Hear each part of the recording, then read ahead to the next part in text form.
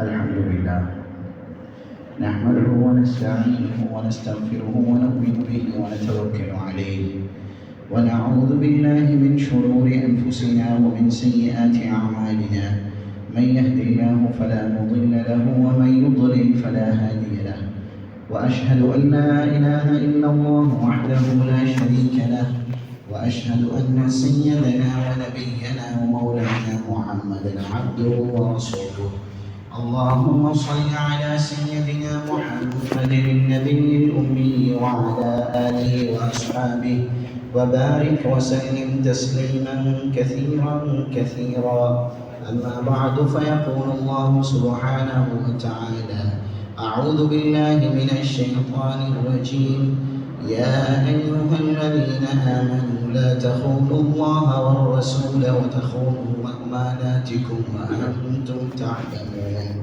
وقال تعالى أيضا والذين هم لأماناتهم وعهدهم راعون صدق الله العظيم وقال النبي محمد صلى الله عليه وسلم يا أبا ذر إنك ضعيف وإنها أمانة وإنها يوم القيامة خزي وندامة إلا من أخذ بحقها وأدى الذي عليه رواه مسلم أو كما قال عليه الصلاة والسلام அளவற்ற அருளாளனும் நிகரற்ற அன்புடையவருமாகிய ஒருவற்ற அந்த அல்லாஹ்வை ஆர்வமாக போற்றியும் புகழ்ந்தும் இந்த ஹுதுபா பிரசங்கத்தை ஆரம்பம் செய்கிறேன். அல்ஹம்துலில்லாஹ்.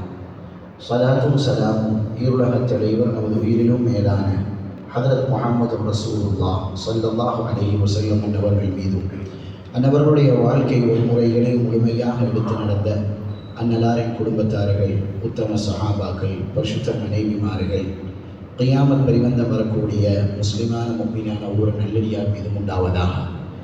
புனிதமிக்க ஜுமாவுடைய கடமையை நிறைவேற்றுவதற்காக இறை இல்லத்திலே இஅ்திகாஃபுடைய நியத்துடன் வந்திருக்கும் அல்லாஹ்வின் நல்லடியார்களே, அன்பு சகோதரர்களே, இந்நிலையிலும் தக்வா என்ற இறையச்சத்தை கடைபிடித்து வாழும்படி முதலில் அடியேனாகிய எனக்கும் அப்பால் உங்களுக்கும் வசியச் செய்து கொள்கிறேன். இன்றைய இந்த ஹுதுபா பிரசங்கத்திலே பள்ளிவாயில்களுடைய நிர்வாகம் சம்பந்தமாக பேசும்படி பணிக்கப்பட்டிருக்கிறேன். அல்லாஹ்வின் நல்லடியார்களே, உலகத்திலே இடம்பெறக்கூடிய அத்தனை நிர்வாகங்களிலும் இடத்துடன் சம்பந்தப்படுத்தி மிக சிறப்பான நிர்வாகமாக அல்லாஹ் சுப்ஹானஹு வ தஆலா பள்ளி வாயில்களுடைய நிர்வாகத்தை அல்லாஹ் ஆக்கியிருக்கிறான். பள்ளி வாயில்களுடைய நிர்வாகம் அது இடத்துடன் தொடர்பு படுத்தி பார்க்கும் பொழுது மிகச்சிறந்த நிர்வாகம். அதே நேரத்தில் ஒரு மனிதனுடைய குறுகிய வாழ்க்கையில் பெரும் நன்மைகளை அடைந்து கொள்ளக்கூடிய ஒரு சந்தர்ப்பமாகவும் அல்லாஹ் இதனை ஆக்கி வைத்திருக்கிறான். அது எந்த அளவுக்கு சிறப்பு வாய்ந்ததோ அந்த அளவுக்கு அது பொறுப்புகளுடன் கூடிய அமானிதமும் வாய்ந்ததாக அல்லாஹ் ஆக்கி வைத்திருக்கிறான். எனவே தான் அல்லாஹ் சுப்ஹானஹு வ தஆலா உலகத்திலே இன்று ஒரு கருத்து கணிப்பீட்டின்படி 50 லட்சம் பள்ளி வாயில்கள் கிட்டத்தட்ட இருக்கின்றன. அந்த 50 லட்சம் பள்ளி வாயில்களையும் அல்லாஹ்வால் நிர்மாணிக்கப்பட்டு அவனால் நிர்வாக அந்த முறை சாட்டப்பட்ட பள்ளி வாயில்களாக இத்தனை லட்சம் பள்ளி வாயில்களுக்கும் முன்மாதிரியாக அல்லாஹ் 3 பள்ளி வாயில்களை எல்லாம் ஆக்கியிருக்கிறார்.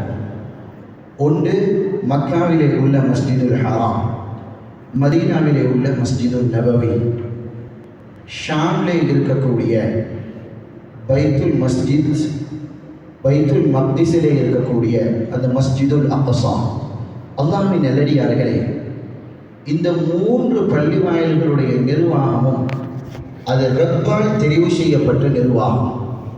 அல்லாஹ் சுப்ஹானஹு வ தஆலா இந்த நிர்வாகம் மிகச் சிறந்தது என்பதனால், அமானிதம் கூடியது என்பதனால், அதை நிர்வகிப்பதற்காக வேண்டி அவருடைய பார்வையில் மிகச் சிறந்த அடியார்களிடத்திலே அதனை பொறுப்பு சாட்டுகிறார். மஸ்ஜிதுல் ஹராமை அல்லாஹுடைய ஹலீலான இப்ராஹிம் அலைஹிஸ்ஸலாத்து வஸ்ஸலாம் அவர்களிடம் பொறுப்பு சாட்டுகிறார்.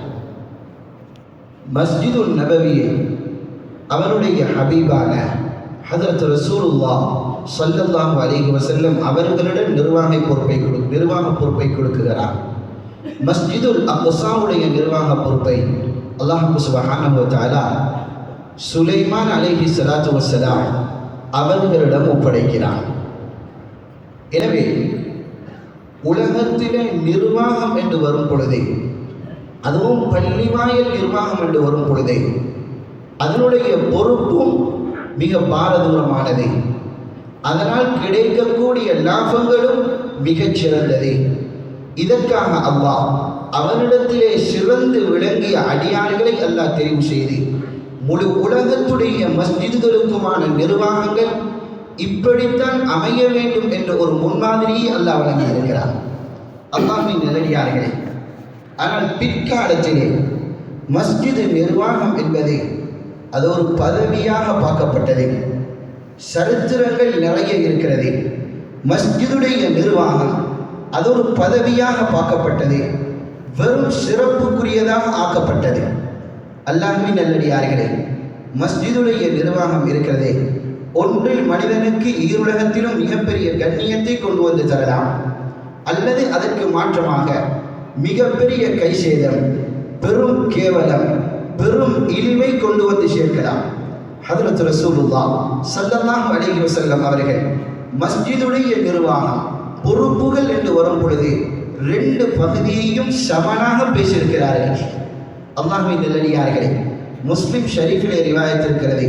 ரசூலுல்லாஹி ஸல்லல்லாஹு அலைஹி வஸல்லம் அவர்களுடைய ஒரு துஆ சொன்னார்கள், அல்லாஹும்ம மன் வலிய மின் அம்ரி உம்மதி ஷைஅன் ஃபரஃபக பிஹிம் ஃபர்ஃபுக் பிஹி.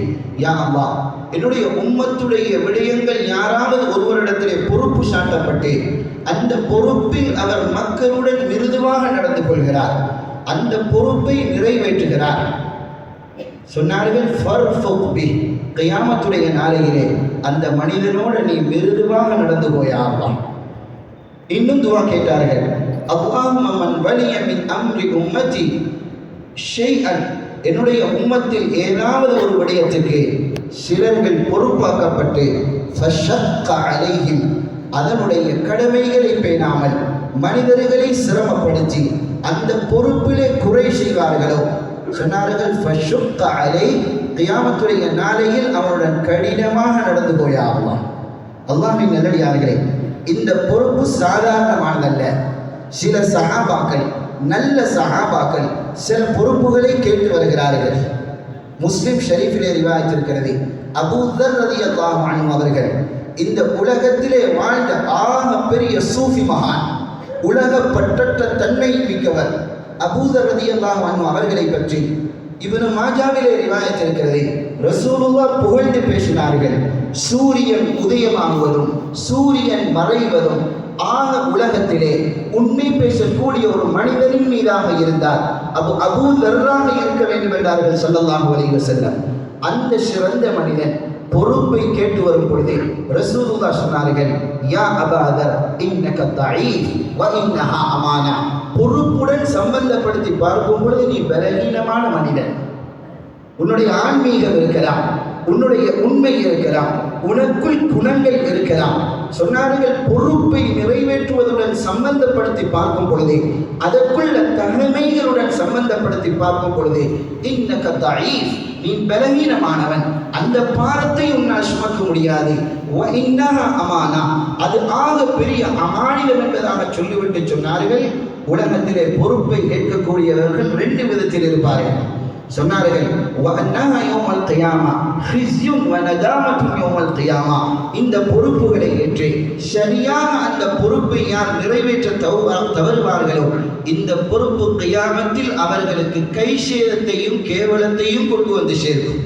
சொன்னார்கள், ஆனால் இல்லா மன் அஹத பிஹக்கிஹா, ஒரு கூட்டம் அதனுடைய கடமைகளை விளங்கி அந்த பொறுப்பை சிரமத்துடன் நிறைவேற்றுவார்களேயானால் வஅத்தல்லதி அலை, என் மீது என்ன கடமை என்பதை பொறுப்பு எடுக்கக்கூடிய முதல் நாளிலிருந்து பொறுப்பு முடியும் வரை உள்ளத்திலும் எழுதி அவருடைய செயல்பாடுகளிலும் அதனை காட்டி இந்த பொறுப்பை சிறப்பாக நிறைவேற்றுவாரோ அவருக்கு தவிர அவருக்கு அது வெற்றியளிக்கும் என்ற கருத்தை ஸல்லல்லாஹு அலைஹி வஸல்லம் சொன்னார்கள்.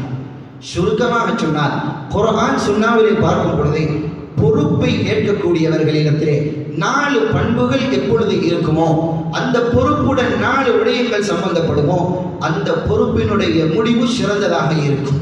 அதில் ஒன்று, மனிதர்களால் தெரிவு செய்யப்படக்கூடியதாக இருக்க வேண்டும். மனிதர்களுடைய தெரிவு இன்றே அல்லாஹ் பாதுகாக்க வேண்டும். மஸ்ஜிதுடைய நிர்வாகம் என்று வரும் பொழுது அரசியல் பொறுப்புகளை போல ஒவ்வொருவரும் தனக்கென்று ஆள் சேர்த்து கொண்டு தன்னுடைய தியாகங்களையும் செயல்பாடுகளையும் தன்னுடைய உலகத்திலே தான் ஏனைய காலங்களில் செய்த விடயங்களையும் பேசி தான் இருந்தால்தான் இது சரிவரும் என்ற ஒரு கருத்தை மக்களிடத்திலே கொண்டு போய் மக்களிடம் தன்னுடைய பெயரை எடுத்து காட்டி ஆள் சேர்க்கக்கூடிய நிலைமையும் மஸ்ஜிதுடைய நிர்வாகத்தில் இல்லாமல் இல்லை. அல்லாஹ்வின் நல்லடியார்களே, ஒன்று மனிதர்களால் தெரிவு செய்யப்பட வேண்டும். அவருடைய உள்ளத்தில் அணுவளவு பேராசை இருக்கக்கூடாது. ஒன்றிருக்கிறது விருப்பம், இன்னொன்றிருக்கிறது பேராசை. தகைமை இருந்து பிழையானவர்களிடத்திலே ஒப்படைக்கப்பட்டால் இதில் ஏற்படக்கூடிய விளைவை அவர் சரியாக விளங்கி தனக்கு தகைமை உண்மையிலே இருக்கிறது, பேராசை இல்லை, ஆனால் மனிதர்களால் நியமிக்கப்பட்டால் பின்வாங்கவும் மாட்டேன் என்பது குற்றம் அல்ல. ஆனால் இதற்காக பேராசை கொண்டு திட்டம் தீட்டி ஆள் சேர்த்து இதற்காக வேண்டி அப்படிப்பட்ட பேராசையை வெளிப்படுத்துவதை ரசூலுல்லாஹ் தெளிவாக சொன்னார்கள். புகாரியிலே கிதாபுல் இஸ்திஜார், வியாபாரத்தை பற்றிய பாடத்திலே ஹதீஸ் இருக்கிறது. சொன்னார்கள், இன்னா லன் நஸ்தஅமில் அலா மன் ஹரஸ அலைஹி, யாரெல்லாம் பொறுப்பின் மீது பேராசை உள்ளவர்களாக இருப்பார்களோ அவர்களுக்கு நாங்கள் பொறுப்பு கொடுக்கவே மாட்டோம் என்றார்கள் ஸல்லல்லாஹு அலைஹி வஸல்லம். இது உண்டு. இரண்டாவது, அந்த பொறுப்புக்கான தகைமை தன்னிடத்திலே இருக்க வேண்டும். மூன்றாவது, பொறுப்புக்கான தகைமை இருந்து மனிதர்களால் நியமிக்கப்பட்ட பின் அல்லாஹ்வுடைய உதவியை அவர் அடைந்திருக்க வேண்டும். அல்லாஹ்வுடைய உதவி இல்லாமல் தனக்குள் இருக்கக்கூடிய திறமைகளை வைத்து இந்த பொறுப்புகளை நிறைவேற்ற முடியாது. அல்லாஹ்வுடைய உதவியை பெறாததற்கு இந்த பொறுப்பில் தகமைகள் இருந்தாலும் கூட சோதனைகள் மட்டுமே அவருடைய வாழ்க்கையிலே காணக்கூடியதாக இருக்கும். அல்லாஹ்வுடைய உதவி அவசியம். நான்காவது, அந்த உதவியின் ஊடாக தனக்கு கொடுக்கப்பட்ட பொறுப்பை உள்ளத்தில் ஏந்தி அதை நிறைவேற்றக்கூடியவராக யார் இருப்பாரோ, இதுதான் ஒரு வெற்றிகரமான மஸ்ஜிதுடைய நிர்வாகம். இது குர்ஆன் ஹதீஸிலே நாங்கள் பார்க்கலாம். அல்லாஹ்வின் நல்லடியார்களே, மஸ்ஜிதுடைய நிர்வாகம் என்று வரும் பொழுது ஒன்றிருக்கிறது நாட்டு சட்டத்துடன் சம்பந்தப்பட்டது. இந்த நாட்டில் நமக்கு தந்த ஆகப்பெரிய சிறப்பு, அல்லாஹ் சுப்ஹானஹு வ தஆலா முஸ்லிம்களுக்கென சிறப்பான சட்டங்களை அல்லாஹ் தந்திருக்கிறான். இந்த நாட்டிலே இஸ்லாமிய முறைப்படி நிறைவேற்றி கொண்ட அதிலே ஒன்றுதான் வக்ஃபுடைய ஆக்ட் இருக்கிறது. இதை இந்த நாட்டுக்கு அல்லாஹ் மிகப்பெரிய பாக்கியமாக தந்திருக்கிறான். வக்ஃப் நிறைய பேர் நிர்வாகத்துக்கு வருகிறார்கள், ஆனால் தெரியவில்லை வக்ஃபுடைய ஆக்டையாவது 3 வருடங்களில் முழுமையாக படித்திருக்கிறார்களா என்று தெரியாது. 40 பக்கங்கள் கொண்ட அந்த வக்ஃபுடைய ஆக்டிலே 10ஆம் பக்கத்திலிருந்து 23வது பக்கம் வரைக்கும் ஒரு பள்ளி நிர்வாகியுடைய பொறுப்பு தெளிவாக சொல்லப்பட்டிருக்கிறது. அந்த ஆக்டிலே சொல்லப்பட்ட பொறுப்பு 2 தான். சுருக்கமாக, ஒன்று, மஸ்ஜிதுடைய வக்ஃப் சொத்துக்களை எப்படி பராமரிப்பதும் பாதுகாப்பதும். இரண்டாவது, மஸ்ஜிதிலே ஊழியம் செய்யக்கூடியவர்களை எப்படி கவனிப்பதும். இந்த 2ம் தான் அங்கே பொறுப்பாக சொல்லப்பட்டிருக்கிறது. ஆனால் நாம் அந்த காலத்திலிருந்தே மஸ்ஜிதுடைய நிர்வாகம் என்று யாரை பார்க்கிறோம் என்றால், வெறும் இந்த 2 பொறுப்புகளையும் நிறைவேற்ற தகுதியானவர்களாக மாத்திரம் அல்லாமல் ஊருடைய முன்னேற்றத்தை அடிப்படையாக வைத்து ஒரு ஊரை கெட்டி எழுப்பக்கூடிய அத்தனை தகைமைகளையும் கொண்ட ஒரு கூட்டத்தை தான் நாங்கள் நிர்வாகிகளாக தெரிவு செய்து வருகிறோம். அல்லாஹ்வின் நல்லடியார்களே, ஷரீஅத்தும் அதுதான். நான் ஆரம்பத்திலே சொன்னேன், அல்லாஹ் சுப்ஹானஹு வ தஆலா மஸ்ஜிதுல் ஹராமையும் மஸ்ஜிதுல் நபவியையும் மஸ்ஜிதுல் அக்ஸாவையும் மிகப்பெரிய அந்த நபிமார்களுக்கு பொறுப்பு சாட்டியது வெறும் மஸ்ஜிதுடைய வக்ஃப் சொத்துக்களை பராமரிப்பதற்கும் பாதுகாப்பதற்கும் அங்கே ஊழியம் செய்யக்கூடியவர்களை கவனிப்பதற்காக வேண்டி மட்டுமல்ல, ஒரு சமூகத்துடைய பொறுப்பை மஸ்ஜிதை அடிப்படையாக கொண்டு நிறைவேற்றக்கூடிய பெரிய ஒரு பொறுப்பை ஒப்படைப்பதற்காக வேண்டிதான் அப்படிப்பட்ட சிறந்த மக்களை அல்லாஹ் தெரிவு செய்தார். அல்லாஹ்வின் நல்லடியார்களே, அந்த அடிப்படையில் பொறுப்பாளர்களாக வரக்கூடியவர்கள் முதல் விளங்க வேண்டியது ஒரு ஊருடைய முன்னேற்றம் எதிரே இருக்கிறது, அதற்கான அடிப்படை திட்டங்கள் தன்னிடத்திலே இருக்கும் என்றால், அல்லது இதற்கு பின்னால் ஒரு திட்டத்தை ஏற்படுத்தி 3 வருடங்களிலும் அந்த திட்டத்தின் பக்கம் முறையாக நகர முடியும் என்றால் மாத்திரம்தான் இந்த பொறுப்புகளை செய்ய வேண்டும். இங்கே சொல்லப்படக்கூடிய விடயங்கள் எதையும் நீங்கள் முன்னால் உள்ள நிர்வாகங்களுடன் சம்பந்தப்படுத்தி பார்க்க வேண்டாம், அது விமர்சனமாக மாறிவிடும். இந்த மிம்பர் மேடைகள் புதியமானது, விமர்சனத்துக்குரியது அல்ல. நாங்கள் தெரிவு செய்யக்கூடிய எதிர்கால நிர்வாகங்களுக்குள்ளால் என்ன தன்மைகள் இருக்க வேண்டும் என்பதைத்தான் இந்த மிம்பர் மேடையில் இங்கே தெளிவுபடுத்தப்படுகிறது. அல்லாஹ்வின் நல்லடியார்களே, அன்புமிக்க இஸ்லாமிய சகோதரர்களே, அதில் ஒன்று, ஒரு ஊருடைய முன்னேற்றம் என்றால் மார்க்கப்பற்று அந்த ஊரிலே வெளிப்பட வேண்டும். ஒரு ஊருடைய முன்னேற்றம் என்பது அது அந்த ஊருடைய மார்க்கப்பற்று, அந்த ஊரில் உள்ள ஆண்கள், வயது வந்த ஆண்கள், மஸ்ஜிதுடன் வைத்திருக்கக்கூடிய தொடர்புகள், இபாதாவுடன் பின்னி பிரிந்திருக்கக்கூடிய முறைகள், அதே நேரத்திலே அந்த ஊரிலே வயது வந்த பெண்கள் தன்னுடைய வீட்டையும் வீட்டு சூழலையும் ஒரு மஸ்ஜிதுடைய சூழலாக மாற்றிக்கொண்ட அந்த அடிப்படையில் ஒரு ஊருக்கு முன்னேற்றத்துக்கான முதல்வன்.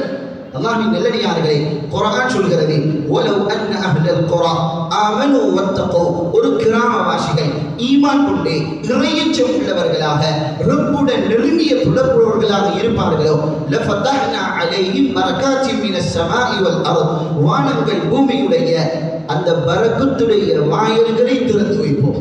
அல்லாஹ்வின் நல்லடியார்களே, ஒரு ஊருடைய முன்னேற்றம் என்பது ஆன்மீகம் அந்த ஊரிலே இருக்க வேண்டும். படித்தவர்கள் இருக்கலாம், அரசியல்வாதிகள் இருக்கலாம், சமூக சேவையாளர்கள் இருக்கலாம், எந்த நிலைமையில் இருந்தாலும் கூட ஒவ்வொருவரையும் ஆன்மீகத்துடன் சம்பந்தப்படுத்த வேண்டிய ஆகப்பெரிய ஒரு திட்டம் நிர்வாகத்திற்கு இருக்க வேண்டும்.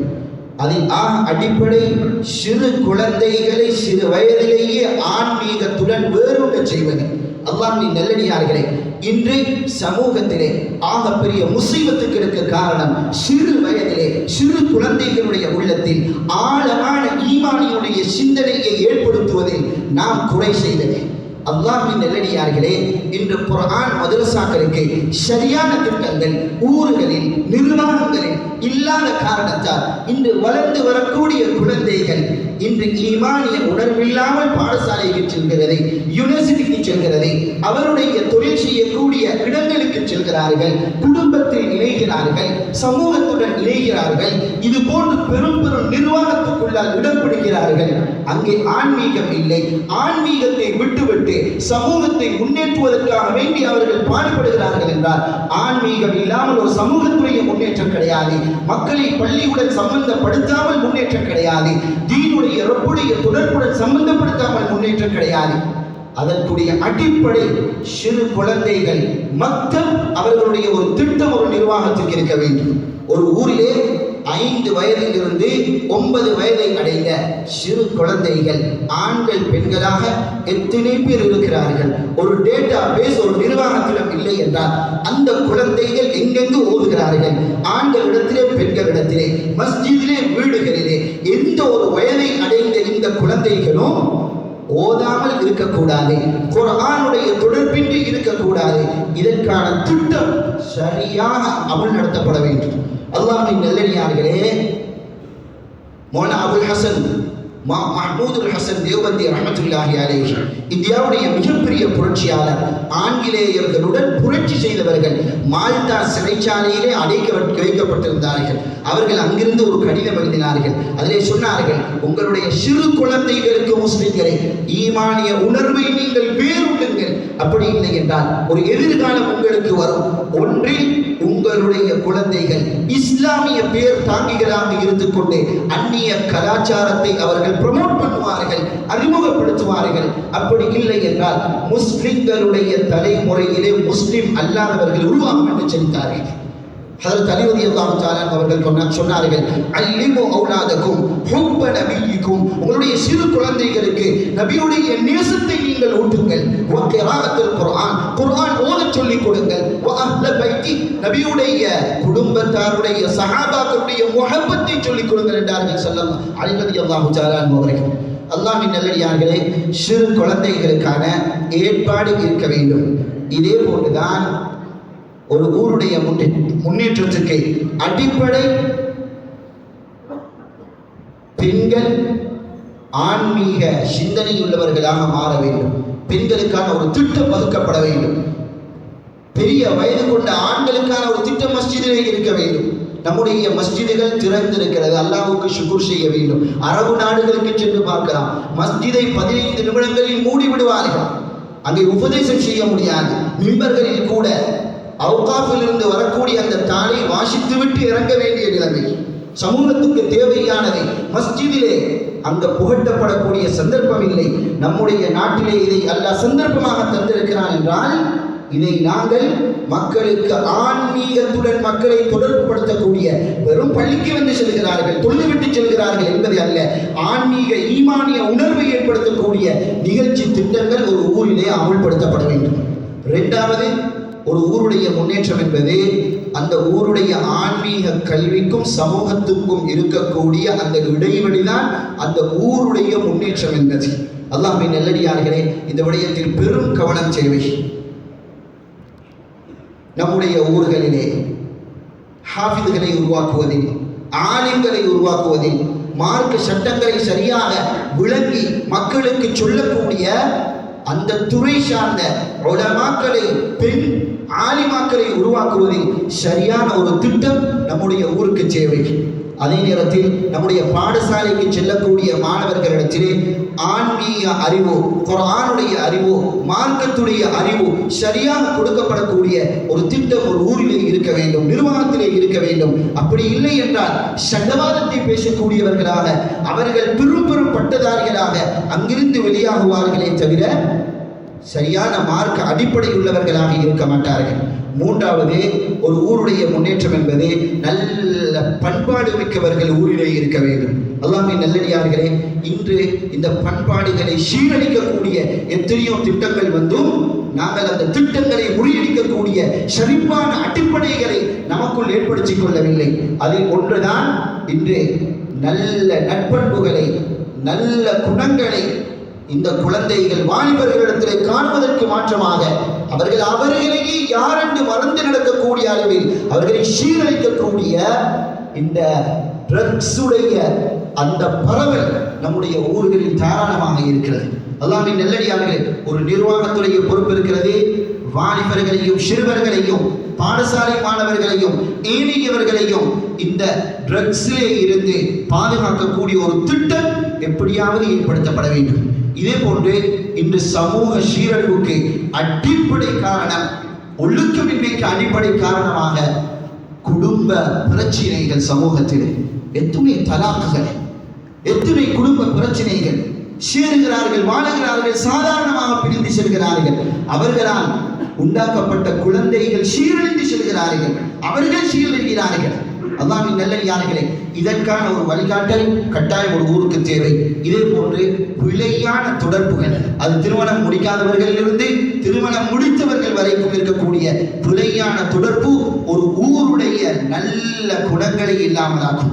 அதே நேரத்திலே இன்று கலப்பு திருமணங்கள், இந்த கலப்பு திருமணங்கள் ஒரே வீட்டுக்குள் இருந்து மஸ்ஜிதுக்கும் செல்கிறார்கள், இன்னொரு ஆலயத்துக்கும் செல்கிறார்கள். குழந்தை நடிவிலிருந்து தத்தளிக்கிறார். அல்லாஹ்வின் நல்லடியார்களே, இதற்கான திட்டங்கள் முன்னெடுக்கப்பட வேண்டும். இதே போன்று நம்முடைய சமூகத்துடைய வளர்ச்சிக்கு அடிப்படை காரணம் பொருளாதாரம். பள்ளி வாயில்களை அடிப்படையாக கொண்டு ஒரு நிர்வாகத்திலே ஒரு ஊருடைய பொருளாதாரத்துக்கான திட்டமும் இருக்க வேண்டும். இன்று 16 வயதை அடைந்த நம்முடைய வாலிபர்கள் இன்னும் 30 வயது வரைக்கும் நம்முடைய பெற்றோர்களுடைய அரவணைப்பிலே வாழ்ந்து கொண்டிருக்கிறார்கள்.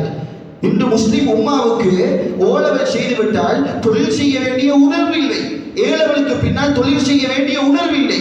எத்தனையோ வயது வந்தவர்கள் திருமண வயதை அடைந்திருக்கிறார்கள், ஆனால் பொறுப்பில்லாமல் வாழ்கிறார்கள். இவர்களுக்கான ஒரு திட்டம் ஒரு நிர்வாகத்திடத்தில் இருக்க வேண்டும். இதற்காக வேண்டி பல யோசனைகள் எடுக்கலாம்.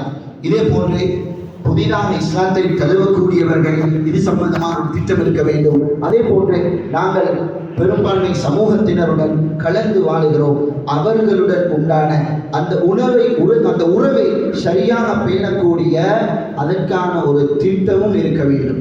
இன்று நாம் மதுரையிலே வாழ்ந்து கொண்டிருக்கிறோம் என்றால் நம்முடைய பக்கத்து கடையில் இருக்கக்கூடிய முஸ்லிம் அல்லாதவருக்கு இன்னும் சந்தேகம் இருக்கிறது. ஏன் குர்ஆனிலே 28 இடங்களில் ஜிஹாதை பற்றி சொல்லப்பட்டிருக்கிறது? சந்தேகம் இருக்கிறது.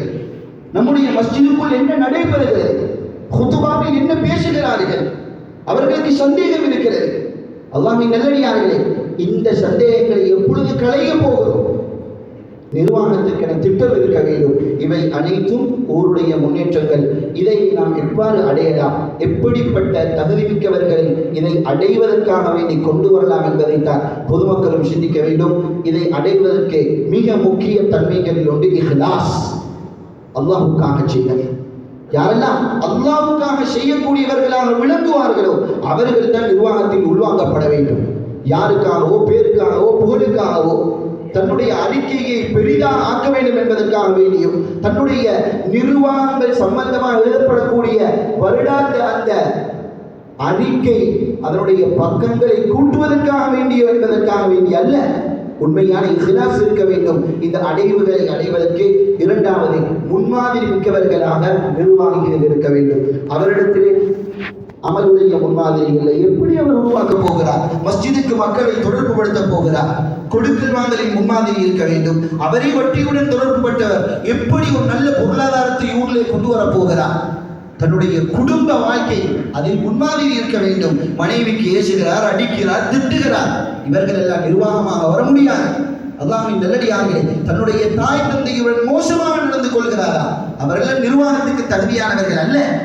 முன்மாதிரி இருக்க வேண்டும். நம்முடைய குழந்தைகளை எப்படி நாங்கள் வழிநடத்துகிறோம், நண்பர்களுடன் எப்படி பழகிறோம், இப்படியான முன்மாதிரி மிக்கவர்கள் உருவாக்கப்பட வேண்டும். நல்ல ஒழுக்கம் உள்ளவர்கள் நிர்வாகத்துக்கு வர வேண்டும்.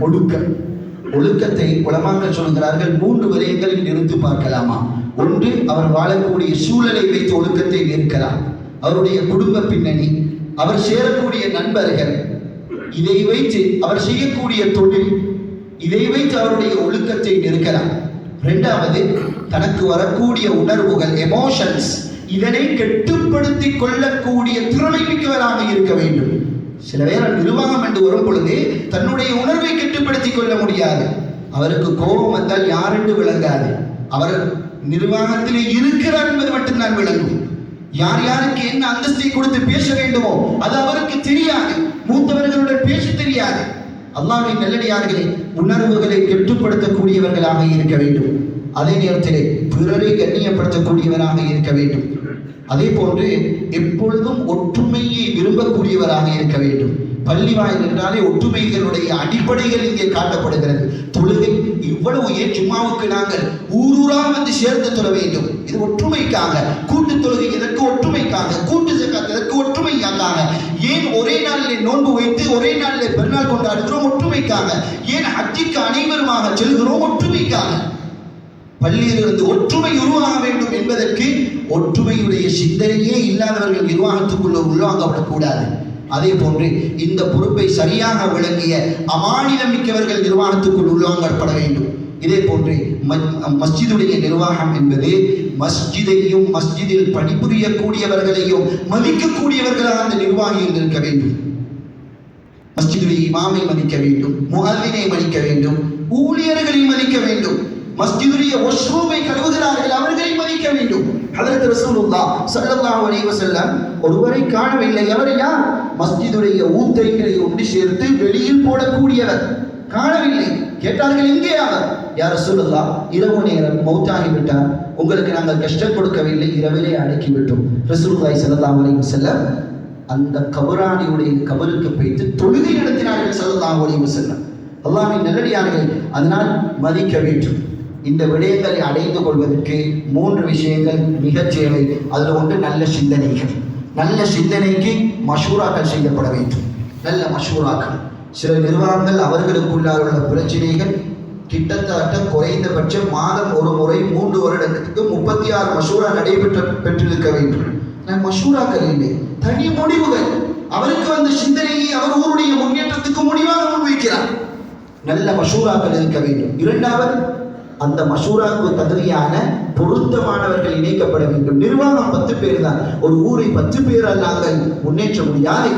அதற்காக 10 பேரும் சேர்ந்து ஊரிலே பொருத்தமானவர்கள், திறமை மிக்கவர்கள், அந்த துறை சார்ந்தவர்கள், அனுபவம் மிக்கவர்கள், துடிப்பு உள்ள வாலிபர்கள், இவர்களை இணைத்துக் கொண்டு தன்னுடைய பணிகளை நொம்பரிட்டு அவைகளை யூனிட்டாக ஆக்கி ஒவ்வொரு யூனிட்டுக்கும் அந்த மக்களை தகுதியானவர்களை சேர்த்து கொண்டால் எவ்வளவு பெரிய வேலையையும் சுலபமாக முடித்து விடலாம்.